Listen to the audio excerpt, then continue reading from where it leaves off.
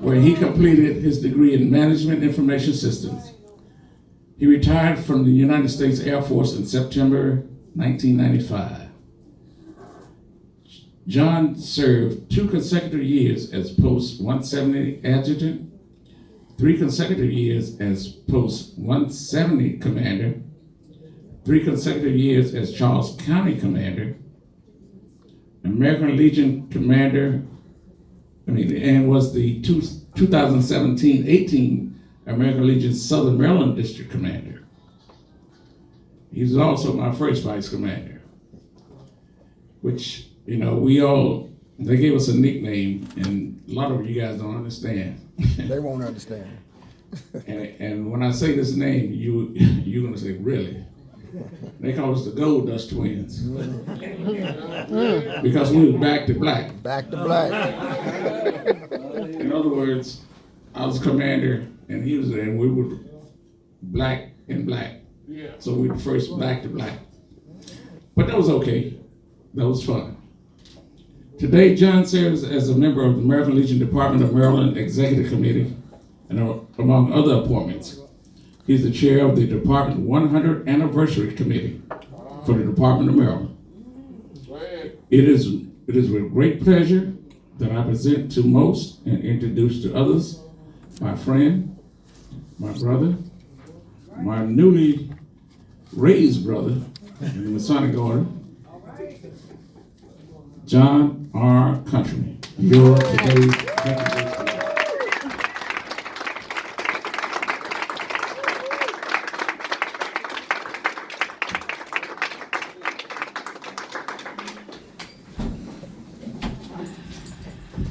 Good evening. I wish I had that nice baritone voice that the chaplain had. Yeah. I can fake it. I want to thank Jesse and T in his absence for offering me this opportunity to come and speak before you. I don't take that lightly, to be able to come and speak in front of anybody. Again, I count it a privilege. I thank my lady Diane for coming here with me, my traveling partner Kelvin, Post 170, Post 275, my other home, and 196. I always enjoy coming here.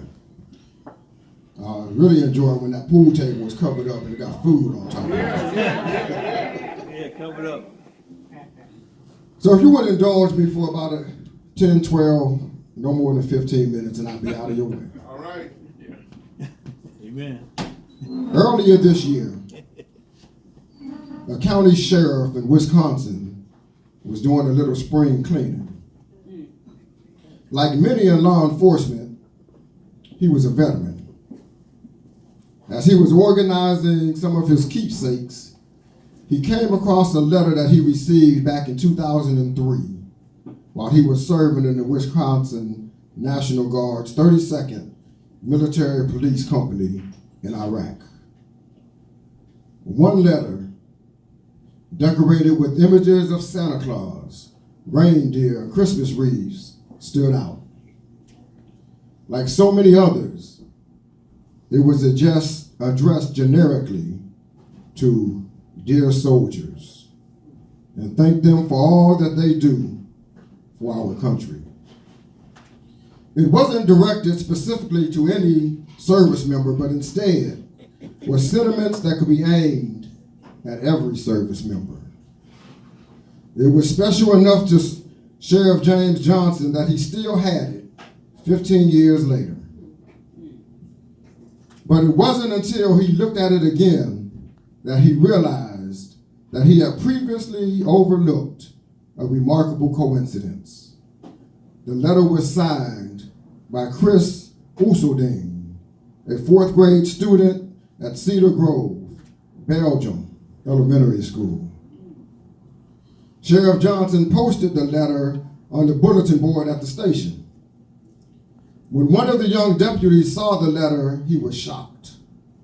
The deputy, Chris Oeselding, did not even remember writing the letter. When Sheriff Johnson hired Oeselding a few years earlier, he did not connect the two names until he once again read the letter in 2018. Thanking our veterans seems like a small gesture to some, but it can have a deeper meaning, as Sheriff Johnson believes. Finding the letter after all these years and realizing that the then fourth grader was now one of his deputies seemed like a pretty neat coincidence. But our lives are full of coincidences. Yes, they are.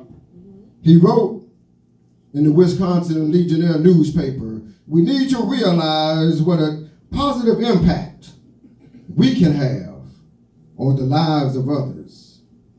My coincidence also illustrates how small our world really is," unquote.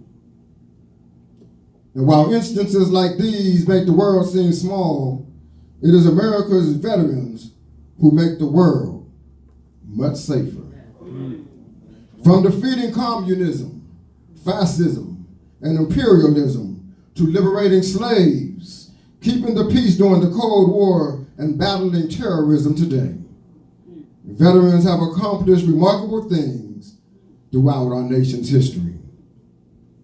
We gather at events like this to honor not just recent generations of veterans, but every man and woman who has honorably served since the American Revolution.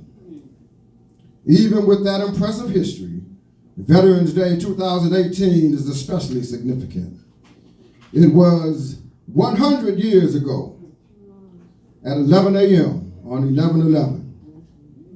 That's November 11th, 1918, when the armistice began, which ended World War I.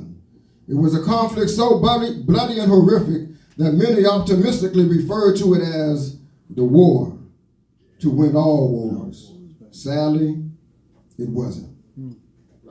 It was that war which led to the founding of our organization, the American Legion, and a commitment by this country to care for veterans who came home blinded by mustard gas, shell-shocked from trench warfare, or impoverished due to their military service. It is a commitment that continues today, whether the wounds be inflicted by an IED in Afghanistan or injuries from a training accident in California. It is a commitment that covers veterans of all races, religions, genders, and economic classes. And while we currently have a strong economy, veterans still have a higher chance of homelessness than those who have not served in uniform. Too often, a veteran's highly skilled service isn't fully appreciated in the civilian sector, where certifications and college degrees sometimes outweigh common sense. The best way to eliminate veterans' homelessness is to reduce veterans' unemployment and provide treatment to those who may self-medicate as a means to deal with post-traumatic stress disorder. A simple but proven way to thank a veteran is to hire a veteran. It offers hope and opportunity to those who have not just earned a shot at the American dream, but have defended the freedom of others to do the same. Employers should understand that it's smart business to hire veterans. And when members of the National Guard and military reserves deploy, it is America's business to ensure that their civilian careers do not suffer. Our armed forces are full of examples of veterans who have overcome tremendous barriers to continue serving. One such hero is a Navy Chief Personnel Specialist, Raina Hockenberry. Shot 5 times while serving in Kabul, Afghanistan. She is fortunate to have survived. In 2018, just 4 years after the brutal attack by a cowardly terrorist, Raina won 8 gold medals and set 4 records in rowing, powerlifting, cycling, and swimming at the Warrior Games in Colorado Springs, Colorado. Hockenberry explained why she decided to remain in the Navy even after she was wounded. Quote, I was severely injured to the point where medical retirement made sense, but I can't imagine not serving in the military. It's all part of who we are. And my fellow brothers and sisters in the military, we all believe in what we do. And I could not imagine not standing with them, unquote. America is fortunate to have had millions of brave men and women stand for freedom since our country's founding. We owe it to them all to ensure that their service and sacrifice is always remembered. We also remember their families who sacrificed time and their loved ones perform a disproportionate share of household responsibilities and often have to make difficult career, and educational adjustments due to frequent address changes. Military service is not like the private sector. Most civilian jobs do not require serious risk of life or limb to fulfill a dangerous mission or subject employees to criminal charges for disobeying their boss.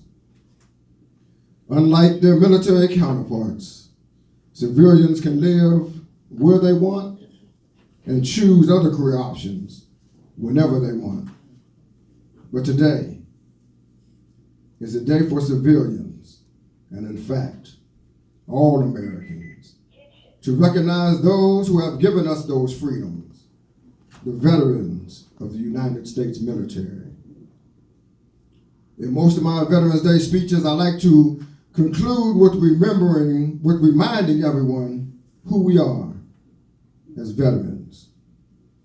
We are city boys and girls, country boys and girls, mothers, fathers, doctors, lawyers, farmers, trash collectors, firefighters, police officers, teachers, housewives, homeschooled students and teachers, and the list is endless. We are Army soldiers that state, this we'll defend. We are Navy soldiers, we are Navy sailors that live by the motto, honor, courage, commitment. We are Marines that breathe Semper Fidelis, always faithful. We are Coast Guard coasties that say Semper Paratus, always ready. I look like I'm deaf my Air Force people out. No, we gotta find that up in here, because we up in here. We understand you. Oh, no. Here we go. We are Air Force Airmen. All right. All Come on right. now. Come on. We're Air Force Airmen that state aim high, Aim high. fly, fight, and win. Say what? If you give us the coordinates, we hit it wherever you tell us. We are those that faithfully serve our country in the United States military. We come from a justly proud and rich heritage that is still to this day keeping our homeland free. We are your neighbors, friends, and relatives.